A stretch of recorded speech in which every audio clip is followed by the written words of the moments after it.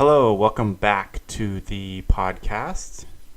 Today we're going to go ahead and jump into topics. I know last time we discussed a little bit more about what the channel is going to be doing, so today I wanted to just jump right in so everybody can get their information here in the next 10 minutes or so.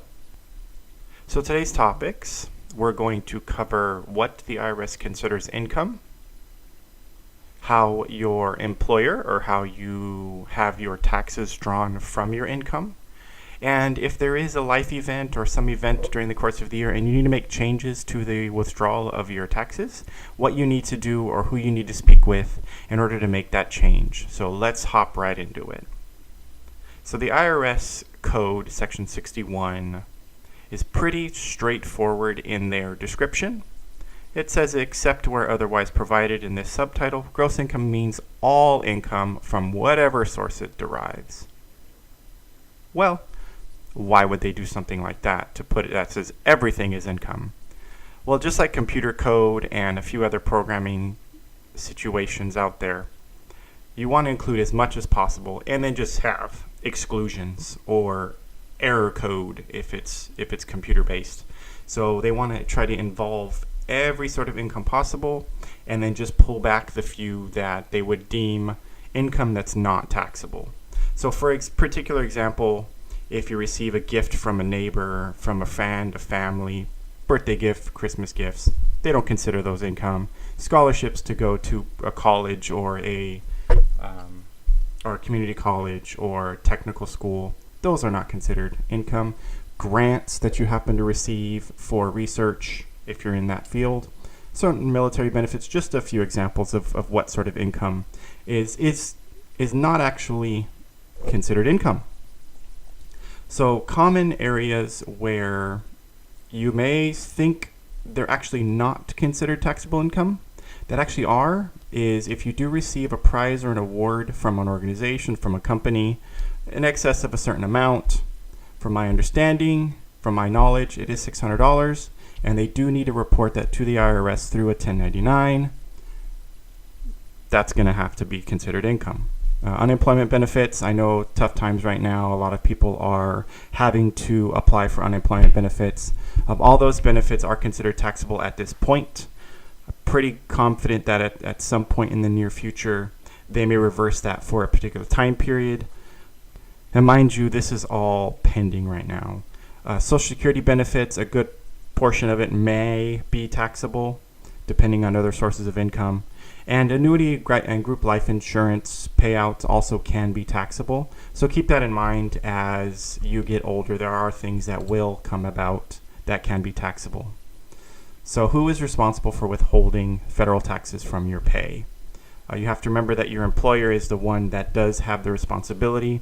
If you are employed with a company, it's big, small, or otherwise, they do have certifications that are received by employees in human resources departments that certify them as knowledgeable in these particular types of laws or calculations, so that it makes it a lot easier on the company and yourself when the year happens to roll around.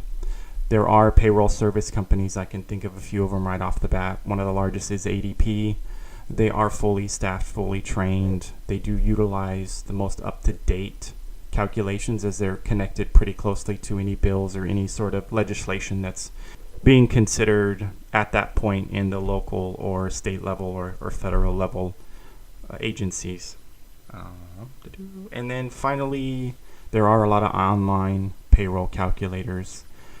I definitely suggest using these online calculators if you are self-employed or if you have one or two employees, rather than spending the funds to use a payroll services company to contract it out. It is fairly simple. If you are very small, go through, there's an algorithm that's placed on their webpage. You can put in all the information that is applicable to your state, and you can go ahead and get the calculations right then and there, so you know what needs to be drawn from their pay stub, what you need to report.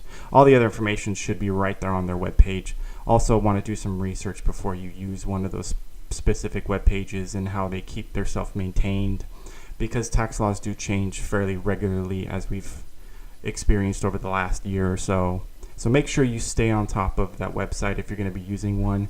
And if you feel a little bit insecure about having the website as your main source, I would suggest contacting a payroll company or a small payroll company to see if they can help you out in that case.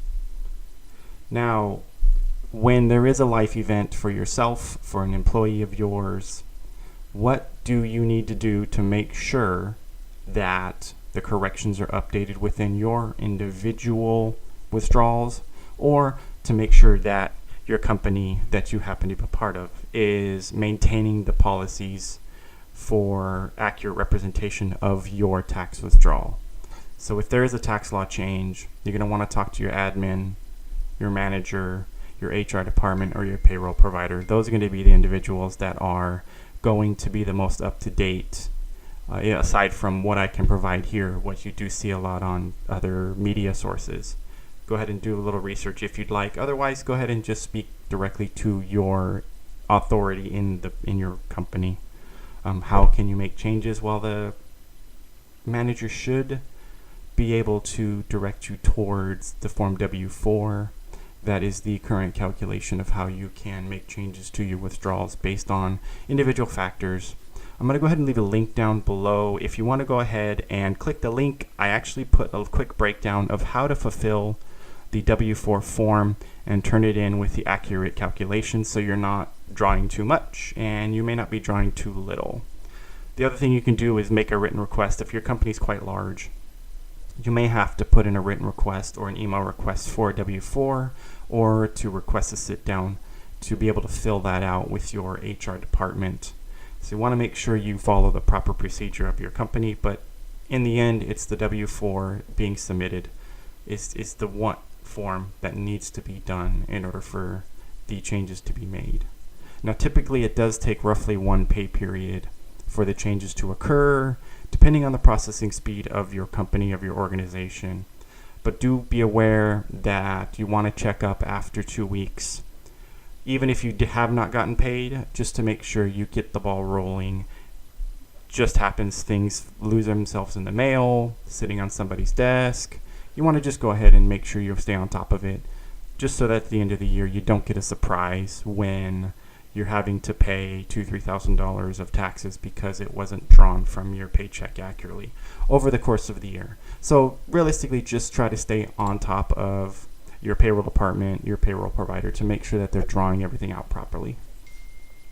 So to go ahead and recap everything we covered today, just wanted to address quickly what income was and how broad of a brush they paint right away, and then a few other ones that they happen to exclude from your paycheck, from reporting to the IRS, gifts, the such.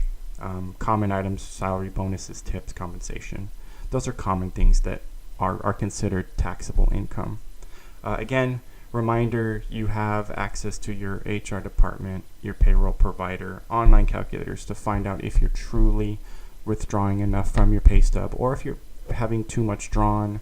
Make sure you sit down and talk with your HR department, or use an online calculator at home or while you're in the office. Quickly type through there, making sure you're not drawing too much out. And don't forget, if you do need to make changes, make sure you use the W-4 form or request an internal document that will allow you to obtain a W-4 form. Every company may have a different policy, different procedure when you're attempting to make a change on a W-4. All right, so that's going to go ahead and do it for this podcast. Thank you very much for taking the time out of your day listening. We're creeping up here on about 9.5 minutes. So I want to just to quickly address the next podcast. The next podcast, we're going to go ahead and do a Q&A. Now I'm going to post on social media.